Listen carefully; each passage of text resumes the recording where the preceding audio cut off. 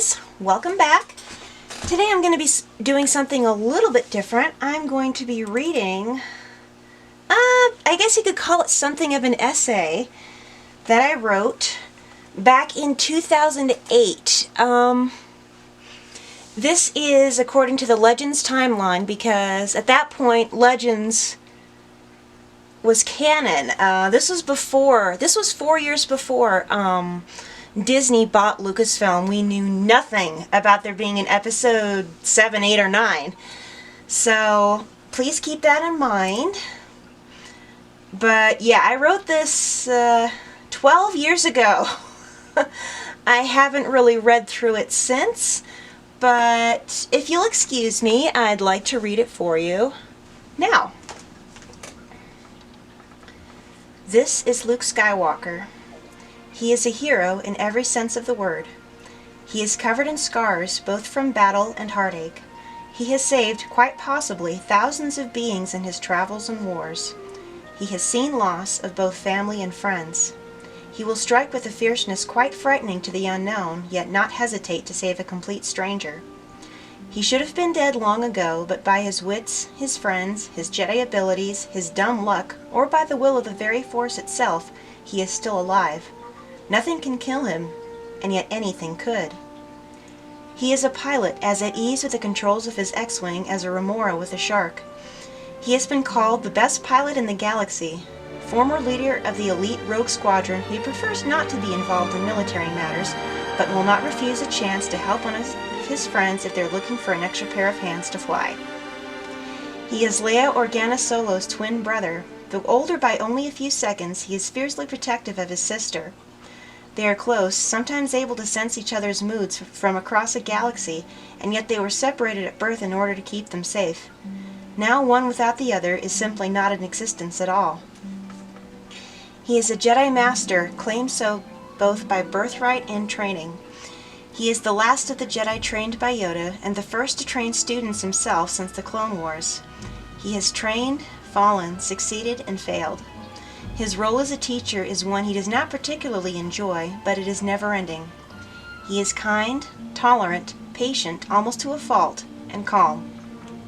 He is a husband and father. He met and married his love late, and it was anything but love at first sight. But they form a perfect partnership, a true union. They are one, both in mind and spirit, united in their love for each other and their son, and mastery of the Force. He is the son of Anakin Skywalker, also a hero and a Jedi, and a Sith. At times haunted by his father's past, but never overshadowed by it, he has fought to overcome the weaknesses of the Skywalker line. They are compassionate to the extreme, and yet also passionate, amazingly strong, and yet weak. Hurt their family, and you hurt them. Darkness has touched them. Tragedy has enfolded them. Through it all, they are bent many times over and still not broken. Wow, that didn't take quite as long as I thought it would. I hope you enjoyed that short essay/tone poem about Luke Skywalker.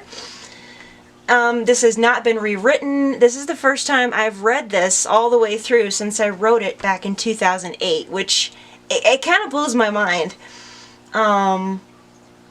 You guys know that Luke has been and still is my absolute favorite Star Wars character of all time. Kanan is close behind, but I just love Luke so much. Both the Luke of the Legends, even though some of the books had some problems, and the canon Luke. I can't help it. So, yeah, that was a lot. That was fast.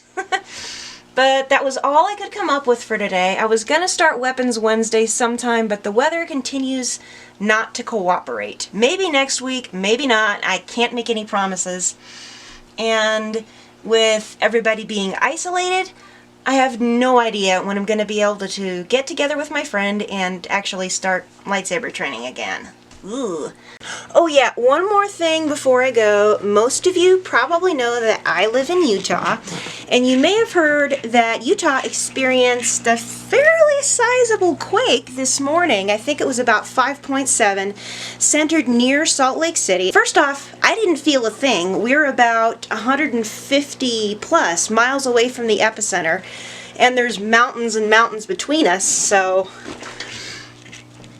I guess it's not surprising we didn't feel it, even though apparently as far away as Wyoming they were feeling it. That's just weird.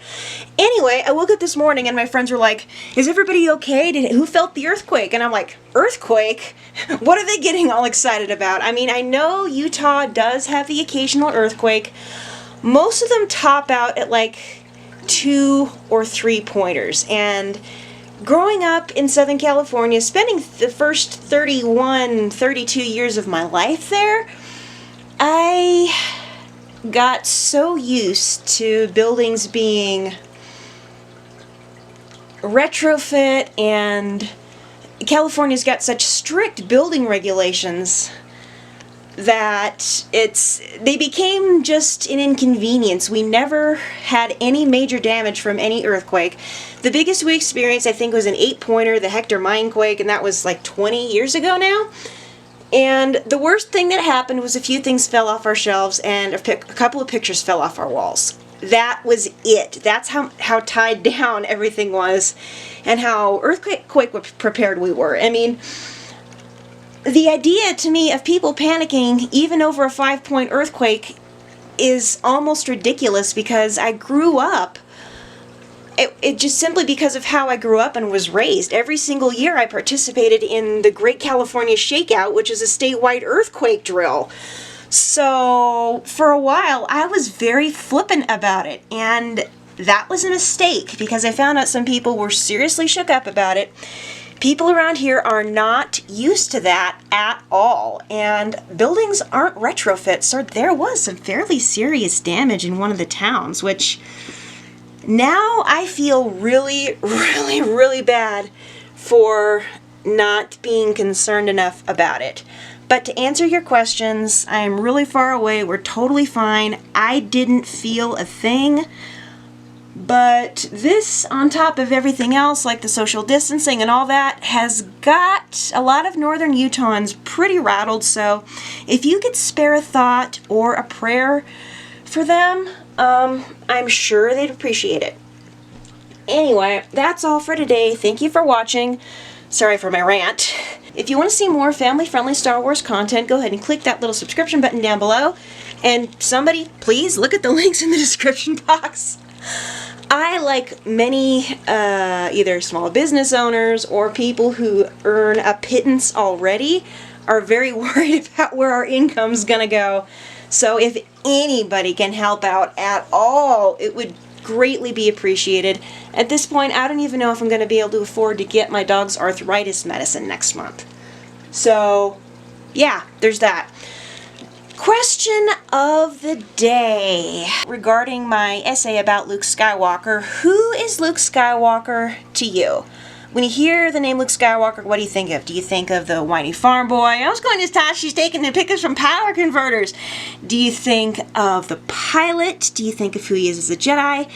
Do you think of disappointment in how the character was handled? I'm not immune to that. There's certain portrayals of Luke that I do not like, that I think are very out of character for him.